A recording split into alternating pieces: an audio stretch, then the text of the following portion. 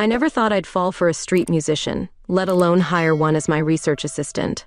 But life has a funny way of throwing curveballs, especially in the sweltering heat of Tampa. It was a typical Saturday afternoon at the downtown street festival. The air was thick with the scent of fried food and the sounds of laughter. I was there to clear my head after a week of frustrating lab results. That's when I heard it, a haunting melody that stopped me in my tracks. There she was, a vision in a sundress, her blonde hair catching the sunlight as she played the violin. Her fingers danced across the strings with a grace that made my heart skip a beat. I stood there mesmerized as the crowd around her grew. When she finished her piece, I found myself clapping louder than anyone else. Our eyes met, and I swear I felt a jolt of electricity run through me. I had to talk to her. "That was incredible," I said, approaching her as she packed up her instrument. She looked up, her green eyes sparkling. "Thank you. I'm glad you enjoyed it." "I'm Paige," I said, extending my hand. "Paige Anderson." "Melissa Bennett," she replied, her handshake firm and warm. We got to talking, and I learned she was a recent graduate with a degree in biochemistry. It was like fate had dropped the perfect candidate right in my lap. "I run a research lab at the university," I blurted out. "We're looking for a new assistant. Would you be interested?" Her eyes widened. "Are you serious? I've been applying everywhere, but—" "Come by the lab on Monday," I said, scribbling down the address. "We'll talk details." As I walked away, I couldn't shake the feeling that I'd just changed both our lives. Monday came, and with it, Melissa. She looked different in her professional attire, but no less stunning. I gave her a tour of the lab, introducing her to the team and explaining our current project. "It's a lot to take in," I said, noticing her overwhelmed expression. "No, it's fascinating," she insisted. "I can't wait to get started." And start she did. Melissa dove into the work with an enthusiasm that was infectious. But as the days passed, I found myself increasingly distracted by her presence. The way she bit her lip when concentrating, the sound of her laugh when someone cracked a joke, it was all I could do to keep my composure. One evening, we were the last two in the lab. Melissa was peering into a microscope, her brow furrowed in concentration. "What do you see?" I asked, leaning in close. She looked up, startled by my proximity. Our faces were inches apart. For a moment, I thought she might kiss me, but she just smiled and gestured for me to take a look. As I bent over the microscope, I could feel the heat of her body next to mine. It took all my willpower to focus on the slides. "This is incredible," I murmured, trying to ignore the way my heart was racing. "I know, right?" Melissa said, her excitement palpable. "I think we're onto something big here." I straightened up, meeting her gaze. "We make a good team," I said softly. "Yeah," she replied, her voice equally quiet. "We do." The tension between us was palpable, but neither of us seemed willing to cross that line. Not yet, anyway. As the weeks passed, our work progressed rapidly. But so did my feelings for Melissa. I found myself looking for excuses to work late, to spend more time with her. And I couldn't shake the feeling that she was doing the same. But there was still a professional boundary between us, one that I was terrified to cross. What if I was reading the signals wrong? What if it ruined our working relationship? Little did I know, fate was about to throw us another curveball, one that would test our bond and change everything. As summer faded into fall, Melissa and I fell into a comfortable rhythm at the lab. Our days were filled with experiments, data analysis, and the occasional breakthrough that had us high-fiving like giddy schoolgirls. But it was the quiet moments that I treasured most. The late nights when we'd order in Chinese food and eat straight from the cartons, swapping stories over steaming dumplings. One such night, as we pored over a particularly puzzling set of results, Melissa suddenly straightened up and stretched, her shirt riding up to reveal a sliver of toned stomach. I quickly averted my eyes, feeling my cheeks burn. "You know," she said, oblivious to my flustered state, "I never thought I'd end up here when you approached me at that street fair. It's funny how life works out, isn't it?" I nodded, trying to keep my voice steady. "I'm glad it did, though. You've been an incredible asset to the team." She smiled, tucking a strand of blonde hair behind her ear. "Just to the team?"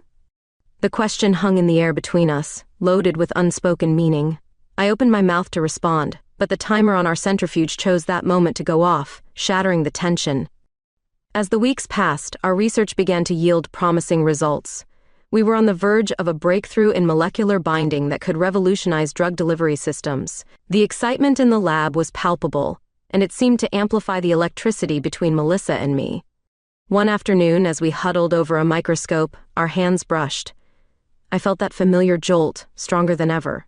When I looked up, Melissa's face was inches from mine, her green eyes wide and questioning. For a moment, I thought she might lean in. But then someone dropped a beaker in the next room, and the spell was broken. Despite these moments of tension, our work continued to flourish. We spent countless hours side by side, our conversations flowing effortlessly from scientific theories to personal anecdotes. I learned about her childhood in Florida, her dreams of making it as a musician, and how she'd fallen in love with science almost by accident. In turn, I found myself opening up to her in a way I hadn't with anyone in years. I told her about my struggles as a woman in a male-dominated field, my fear of failure, and my secret passion for terrible reality TV shows. As we grew closer, I couldn't help but notice the little things about her, the way she'd scrunch her nose when she was concentrating, or how she'd unconsciously hum classical pieces while working. It was becoming increasingly difficult to maintain a professional distance. Our breakthrough came on a rainy Tuesday evening. We'd been working on a particularly tricky protein folding problem for weeks, and suddenly, everything clicked into place. The results were undeniable. We'd done it. "Oh my gosh, Paige," Melissa exclaimed, her eyes wide as she stared at the computer screen. "Do you realize what this means?" I nodded, too stunned to speak. This could change everything. Without thinking, I pulled her into a tight hug. She stiffened for a moment, then melted into my embrace. We stood there, holding each other, hearts pounding with excitement, and something else I wasn't quite ready to name. When we finally pulled apart, our faces were flushed, and not just from the excitement of our discovery. Melissa's eyes darted to my lips, and for a moment, I thought she might kiss me. But instead, she just squeezed my hand and said, "We should celebrate." We decided to go out for drinks, just the two of us. As we sat in a dimly lit bar, nursing our cocktails, the conversation flowed easily. Maybe it was the alcohol, or the high of our success, but I found myself staring at Melissa's lips as she spoke, wondering what they'd taste like. "Paige?" Melissa's voice snapped me out of my reverie. "Are you okay? You seem distracted." I blinked, realizing I'd been caught. "Sorry, I was thinking about how far we've come. How lucky I am to have you as my assistant." She smiled, a hint of something in her eyes that made my heart race. "I'm the lucky one," she said softly, reaching out to touch my hand. The moment was charged, electric. I leaned in, drawn by an irresistible force. Melissa mirrored my movement, her eyes fluttering closed. Our lips met in a soft, tentative kiss. It was brief, just a whisper of contact, but it sent shockwaves through my entire body. When we pulled apart, we were both breathless. "Wow," Melissa whispered, her cheeks flushed. "Yeah," I agreed, unable to form a more coherent thought. We spent the rest of the evening in a daze, caught between the euphoria of our breakthrough and the newfound tension between us. As we parted ways that night, I couldn't help but wonder what this meant for our future, both professionally and personally. Little did I know, our celebration was about to be cut short by an accusation that would shake the very foundation of our relationship and our careers. The morning after our kiss, I woke up with a mixture of excitement and anxiety churning in my stomach. How would this change our dynamic at work? As I got ready, my phone buzzed with a text from Melissa. "Can't wait to see you today." Those simple words sent a flutter through my chest. Maybe this wouldn't be so awkward after all. But as soon as I stepped into the lab, I knew something was wrong. There was a palpable tension in the air, and my colleagues were huddled in small groups, whispering urgently. When they saw me, they fell silent. "What's going on?" I asked, my heart sinking. Dr. Roberts, the head of our department, approached me with a grim expression. "Paige, we need to talk, in private." As we walked to his office, my mind raced. Had someone seen Melissa and me at the bar? Were we in trouble for fraternization? The reality was far worse. "There's been a theft," Dr. Roberts said once we were seated. "The new spectrophotometer, it's missing." I blinked, confused. "Missing?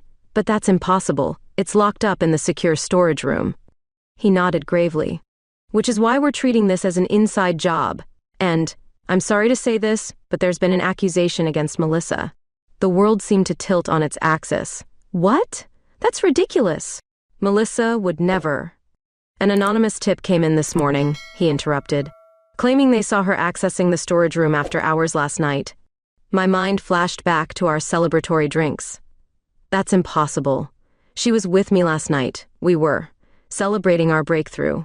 Dr. Roberts raised an eyebrow but didn't comment on that. I'm afraid we have to take this seriously, Paige. Until we get to the bottom of this, Melissa is suspended from the lab. I left his office in a daze, my head spinning. How could this be happening? Just when everything seemed to be falling into place, it was all crumbling around us. I found Melissa in our shared office, her face pale and drawn. When she saw me, her eyes filled with tears. Paige, I swear I didn't do this, she said, her voice breaking. You have to believe me.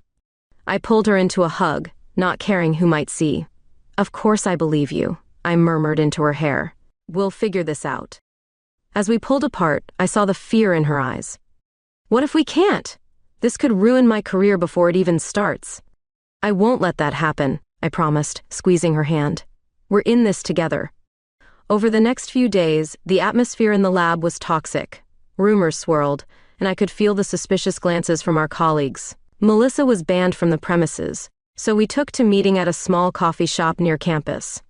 I feel like I'm going crazy, she confessed over her latte. I keep replaying that night in my head, trying to figure out if there's anything I might have done to make someone suspect me. I reached across the table to take her hand. You didn't do anything wrong. Someone's setting you up, and we're going to find out who. As we sat there, fingers intertwined, I couldn't help but marvel at how quickly our relationship had evolved. In the face of this crisis, any awkwardness from our kiss had evaporated. We were united, a team against the world. That night, unable to sleep, I decided to do some digging of my own. I logged into the lab's security system, scrolling through footage from the night of the alleged theft. At first, nothing seemed amiss. Then, around I saw a figure enter the frame. My heart raced as I leaned closer to the screen. The person was wearing a hoodie, their face obscured. They seemed to know exactly where the cameras were, keeping their head down as they made their way to the storage room. I watched, holding my breath, as they entered the code and slipped inside. 10 minutes later, they emerged carrying a large case, unmistakably the missing spectrophotometer. My first instinct was relief. The figure was too tall to be Melissa. But as I studied the footage, a chill ran down my spine. The thief moved with a familiarity that suggested they knew the lab well. This wasn't just some random break-in. It was someone we knew. I was so engrossed in the footage that I didn't hear the door open behind me. Working late, Dr. Anderson? I jumped, slamming the laptop shut. Dr. Roberts stood in the doorway, his expression unreadable. Just catching up on some work, I lied, my heart pounding. He nodded slowly, his eyes flicking to the closed laptop. I hope you're not letting this unfortunate situation with Ms. Bennett distract you from our project deadlines. Of course not, I said, forcing a smile. Everything's on track. As he left, I let out a shaky breath. I needed to tell Melissa what I'd found, but I couldn't shake the feeling that we were being watched. The next morning, I met Melissa at our usual coffee shop. As soon as she saw my face, she knew something was up. What is it? She asked, her voice low. Did you find something? I nodded, glancing around to make sure no one was listening. I saw the security footage. It wasn't you, Mel, but I think it might be someone from the lab. Her eyes widened. Who? I don't know yet, I admitted. But we're going to find out. As we sat there planning our next move, I felt a mix of determination and fear. We were up against something bigger than we'd realized, and I had a sinking feeling that this was just the beginning of our troubles. But looking at Melissa, her green eyes filled with trust and determination, I knew we'd face whatever came next together. Come hell or high water, I was going to clear her name and uncover the truth, no matter what it cost me. The next few days were a blur of clandestine meetings and sleepless nights. Melissa and I had become amateur detectives, poring over security footage and staff schedules, trying to piece together the puzzle of who could have framed her. Look at this, I said one evening, pointing to my laptop screen. We were huddled in my living room, takeout containers littering the coffee table. The timestamp on this footage is off by about 2 minutes compared to the others. Melissa leaned in, her shoulder brushing mine, The contact sent a shiver down my spine, but I forced myself to focus. "You're right," she murmured. "Someone's tampered with it."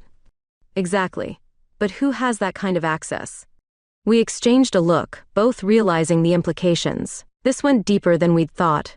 As we worked, I couldn't help but notice how natural it felt to have Melissa in my space. Her scent, a mix of lavender and something uniquely her, filled my apartment. I found myself stealing glances at her, admiring the way her brow furrowed in concentration, the curve of her neck as she bent over my laptop. "Paige?" Her voice snapped me out of my reverie. "Are you okay?" I blinked, realizing I'd been staring. "Sorry, just thinking." A small smile played at her lips. "About the case?" "Not exactly," I admitted, feeling heat rise to my cheeks. She set the laptop aside, turning to face me fully. "You know, we haven't really talked about that night." My heart rate picked up. "The kiss, you mean?" She nodded, her green eyes searching mine. "I've been wanting to do it again, but with everything that's happened." I didn't let her finish. Throwing caution to the wind, I leaned in and pressed my lips to hers. This kiss was different from our first, less tentative, more urgent. Melissa responded immediately, her hands coming up to tangle in my hair. When we finally broke apart, we were both breathless. "Wow," I whispered. "Yeah," Melissa agreed, her cheeks flushed. "We should have done that sooner." We spent the rest of the evening alternating between investigating and stealing kisses, the weight of our situation temporarily lifted by the joy of new love. But reality came crashing back the next morning when I arrived at the lab to find the police waiting. "Dr. Anderson," one of the officers greeted me, "we need to ask you some questions about Melissa Bennett." My stomach dropped, but I kept my face neutral. "Of course, officer. How can I help?" They grilled me for over an hour, asking about Melissa's work habits, our relationship, any suspicious behavior I might have noticed. I answered as honestly as I could without implicating ourselves, all the while my mind racing. Who had called the police? And why now? As soon as they left, I texted Melissa. "Police were here. We need to move fast." That afternoon, we met at a park far from campus, paranoia making us jumpy. "We need to find out who made that anonymous tip," Melissa said, pacing back and forth. "It's the key to all of this." I nodded, watching a group of children play nearby. "I have an idea, but it's risky. I could try to access the department's email server. If the tip came through there, we might be able to trace it." Melissa's eyes widened. "Paige, that's illegal, if you get caught." "I know," I cut her off. "But what choice do we have? Your career is on the line." She fell silent, conflict clear on her face. Finally, she nodded. "Okay, but promise me you'll be careful." I took her hand, squeezing it gently. "I promise." That night, I stayed late at the lab, heart pounding as I attempted to hack into the server. Every noise made me jump, sure that I was about to be caught. But after an hour of tense work, I was in. I scrolled through Dr. Roberts' emails, searching for anything related to the theft. And then I saw it, an email from an anonymous address, sent the morning after our celebration. My blood ran cold as I read the contents. "Dr. Roberts, I saw Melissa Bennett accessing the secure storage room last night around a.m. She was carrying a large case when she left. I thought you should know." But it was the IP address that made my heart stop. I recognized it immediately. It was from within the lab. Just then, I heard footsteps approaching. Panicking, I quickly logged out and pretended to be engrossed in some data analysis. "Dr. Anderson." It was Dr. Roberts. "What are you doing here so late?" I forced a smile, hoping he couldn't hear my racing heart. "Just catching up on some work. Lost track of time."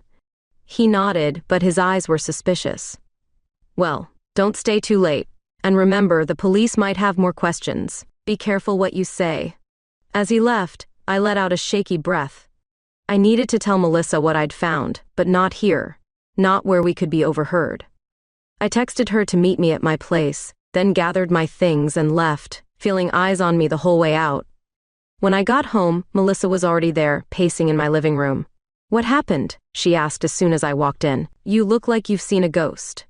I collapsed onto the couch, suddenly exhausted. I found the email, the anonymous tip. Mel, it came from inside the lab. Her face paled. "What? But who would?" "I don't know. I interrupted. But whoever it is, they have access to the lab's systems. They knew exactly how to frame you. Melissa sat down heavily beside me. So what do we do now? I took her hand, intertwining our fingers. We find out who sent that email, and we prove your innocence. As we sat there, the gravity of our situation settled over us. We were up against someone with power and access, someone who clearly wanted Melissa out of the picture. But looking into her eyes, I felt a surge of determination. We're going to get through this, I promised, leaning in to kiss her softly. Together. As our lips met, I silently vowed to protect her, no matter the cost. Little did I know, that vow would be put to the test sooner than I could have imagined. The pressure was mounting. Each day felt like walking a razor's edge, the weight of the accusation pressing down on us. Melissa had moved in with me temporarily, partially for safety, partially because we were desperate to protect each other. Our nights were a mix of intense investigation and moments of raw vulnerability. I'd wake up to find her sketching molecular diagrams on scraps of paper, her blonde hair falling across her face, eyes intense with determination. Other times, she'd curl up against me, her defenses down, revealing the fear that she was trying so hard to hide. "What if I never work in science again?" she whispered one stormy night, rain pelting against the windows. I pulled her closer. "That won't happen. I won't let it." We discovered fragments of evidence, subtle inconsistencies in the lab's records, strange email trails that seemed to lead nowhere, but nothing concrete enough to prove her innocence or expose the real culprit. The university was merciless. Melissa's reputation was being systematically destroyed. Research grants she'd been lined up for were suddenly withdrawn. Colleagues who once respected her now avoided eye contact in hallways. "I've lost everything," she said one morning, staring blankly at her phone. Another rejection letter, another door closing. But I saw something else in her eyes, a fire, a determination that refused to be extinguished. "Not everything," I said, taking her hand. "You still have me."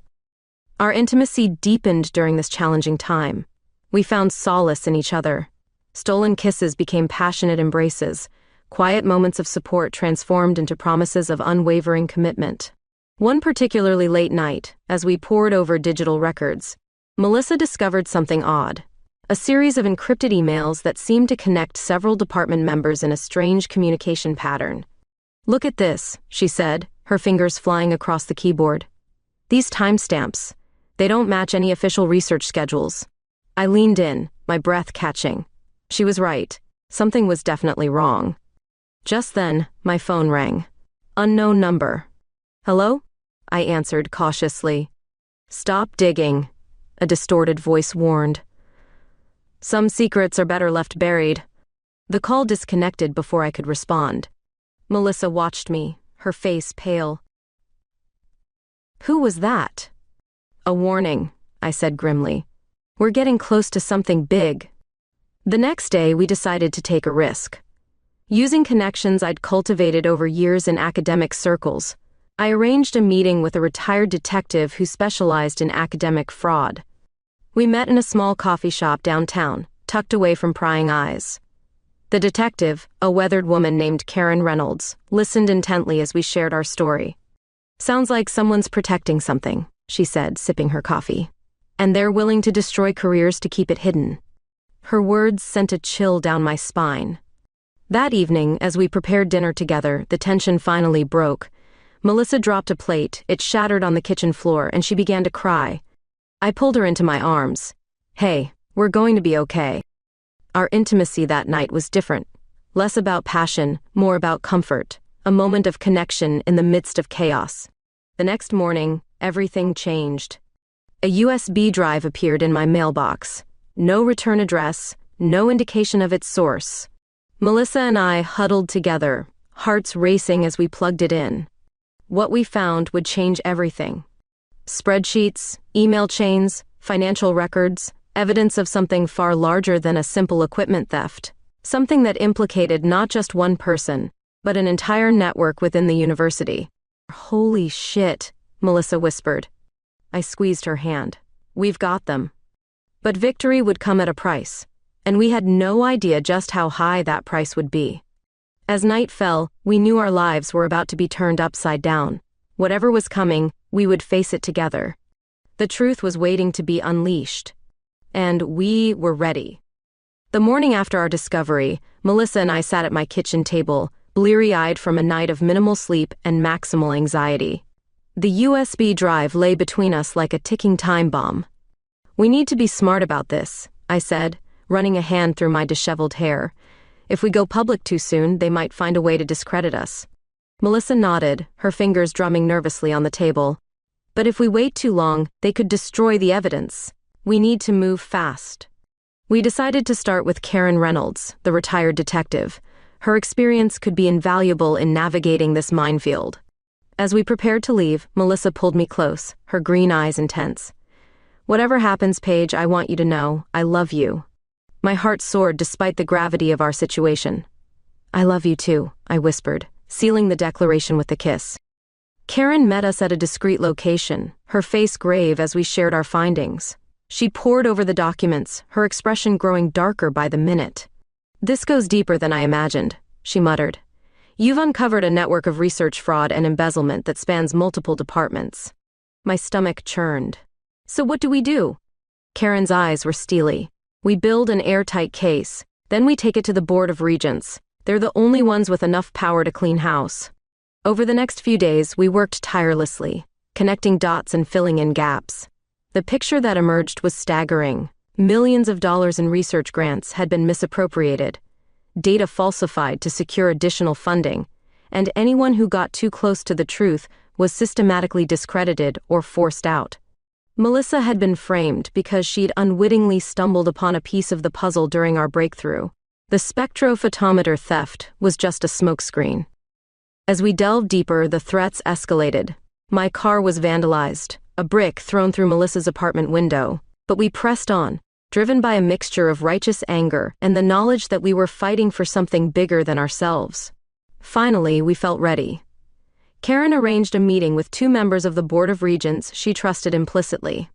The night before the meeting, Melissa and I lay in bed, our bodies intertwined, seeking comfort in each other's warmth.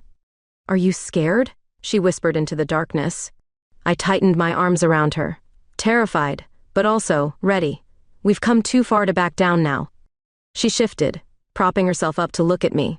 In the dim light, I could see the mixture of fear and determination in her eyes. "Whatever happens tomorrow, I want you to know that meeting you, loving you, it's been worth everything." Overwhelmed with emotion, I pulled her down into a passionate kiss. We made love slowly, savoring every touch, every whispered endearment, acutely aware that tomorrow could change everything. The next morning, we dressed carefully, as if donning armor for battle. As we left my apartment, I noticed a dark sedan parked across the street, its windows tinted. My pulse quickened. "We're being watched," I murmured to Melissa. She squeezed my hand. "Let them watch. We have nothing to hide." The meeting was set for noon in a private conference room off campus. As we approached the building, I saw Karen waiting outside, her face tense. "Change of plans," she said quietly as we neared. "The whole board wants to hear this. They're assembling now." My heart raced. This was bigger than we'd anticipated. Inside, we were led to a large conference room. The atmosphere was thick with tension as we took our seats facing the Board of Regents' 12 stern faces regarding us with a mixture of curiosity and skepticism. Dr. Roberts was there too, his face pale and drawn. Our eyes met briefly, and I saw a flicker of fear in his gaze. "Dr. Anderson, Ms. Bennett," the board chair began. "We understand you have some serious allegations to present. Please proceed." Taking a deep breath, I began our presentation. We laid out the evidence methodically, connecting the dots between falsified research data, misappropriated funds, and the systematic silencing of whistleblowers. As we spoke, the room grew increasingly tense. I could see shock, anger, and disbelief playing across the faces of the board members. Dr. Roberts seemed to shrink in his seat with each new revelation. Finally, we reached the crux of our argument, the framing of Melissa and the elaborate cover-up that followed. "In conclusion," I said, my voice steady despite my racing heart, "we believe this conspiracy goes beyond just our department. It's a systemic issue that threatens the integrity of this entire institution." A heavy silence fell over the room as I finished speaking. For a long moment, no one moved. Then, chaos erupted. Board members began talking over each other, demanding answers. Dr. Roberts attempted to defend himself, his voice rising in panic. In the midst of it all, I felt Melissa's hand slip into mine under the table, a small gesture of solidarity. The board chair called for order, her voice cutting through the din. These allegations are extremely serious. We will need time to verify this information and conduct our own investigation. She turned to us, her expression grave but not unkind. Dr. Anderson, Ms. Bennett, I want to thank you for your courage in bringing this to our attention. Please understand that until we complete our investigation, we'll need to ask you both to take a leave of absence. I nodded, having expected as much. We understand. As we left the room, I could feel the weight of dozens of eyes on us. We'd done it, we'd blown the whistle. But the battle was far from over. Outside, the sun was shining, a stark contrast to the turmoil we'd just unleashed. Melissa turned to me, her eyes shining with unshed tears. "What now?" she asked softly. I pulled her close, not caring who might see. "Now we wait, and we hope that the truth will finally come to light." As we walked away from the building, hand in hand, I felt a mixture of fear and hope. We'd taken a stand for what was right, regardless of the consequences. Whatever came next, we would face it together. The truth was out there now, impossible to ignore. And in that moment, despite the uncertainty ahead, I felt a profound sense of peace. We had done the right thing. And that was enough. The weeks following our explosive revelation to the Board of Regents were a surreal blur. Melissa and I found ourselves in a strange limbo, suspended from our positions, but suddenly thrust into the spotlight as whistleblowers. The story had broken in the local news, then national, and finally, international scientific journals picked it up. We'd become overnight sensations in the academic world, our names synonymous with integrity and courage. But fame, we quickly learned, was a double-edged sword. "I never thought I'd miss the lab this much," Melissa sighed one morning, scrolling through yet another article about the scandal. We were holed up in my apartment, which had become our sanctuary from the media frenzy. I wrapped my arms around her from behind, resting my chin on her shoulder. "I know, love, but think about what we've accomplished. We're changing things." She leaned back into me, her warmth a comfort. "I just hope it's worth it in the end." As the university's internal investigation progressed, more details emerged that validated our claims. The scope of the fraud was even larger than we'd initially thought, implicating several high-ranking officials and spanning multiple research projects. Dr. Roberts, we learned, had been arrested trying to flee the country.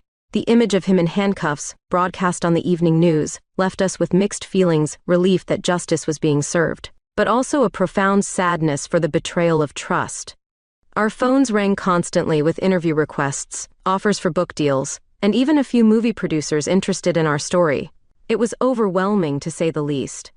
"Can you believe this?" Melissa laughed one evening, holding up her phone. "They want us to speak at the International Conference on Research Integrity in Geneva next month." I grinned, pulling her close. "Does this mean I finally get to see you in a fancy evening gown?" She swatted my arm playfully, but her eyes sparkled with excitement. "I suppose it does, Dr. Anderson. Think you can handle it?" Our relationship had deepened through this ordeal, the shared struggle bringing us closer than ever. We'd seen each other at our most vulnerable and our strongest, and our love had only grown stronger for it. As we prepared for the conference, news came that the university had completed its investigation. We were called in for a meeting with the new interim president, Dr. Samantha Chen. Walking into the administration building felt surreal. The last time we'd been here, we were fighting for our credibility. Now, people nodded respectfully as we passed. Dr. Chen greeted us warmly, her smile genuine. "Dr. Anderson, Ms. Bennett, please have a seat. I have some news I think you'll be pleased to hear." She slid a folder across the desk. Inside were official documents reinstating us to our positions, along with a substantial raise and a formal apology from the university. "Your actions have led to a complete overhaul of our research oversight processes," Dr. Chen explained. "We want you both to be part of rebuilding the integrity of this institution." Melissa and I exchanged glances, a mix of relief and excitement passing between us. "We'd be honored," I said, squeezing Melissa's hand. As we left the office, a weight seemed to lift from our shoulders. Our fight had been worth it. We'd made a difference. The conference in Geneva was a whirlwind of presentations, panel discussions, and networking events. Melissa, true to her word, looked stunning in a sleek black gown that left me breathless. As we stood on the balcony of our hotel room, overlooking the twinkling lights of the city, I felt a surge of emotion. "You know," I said, pulling Melissa close, "a year ago, I never would have imagined we'd be here, that a chance encounter at a street fair would lead to all of this." She turned in my arms, her green eyes shining. "I wouldn't change a thing. Well, maybe the whole being framed for theft part," she added with a wry smile. I laughed, leaning in to kiss her softly. "I love you, Melissa Bennett." "And I love you, Paige Anderson," she whispered against my lips. The next morning, we presented our story to a packed auditorium. As I looked out at the sea of faces, all hanging on our every word, I felt a sense of purpose I'd never experienced before.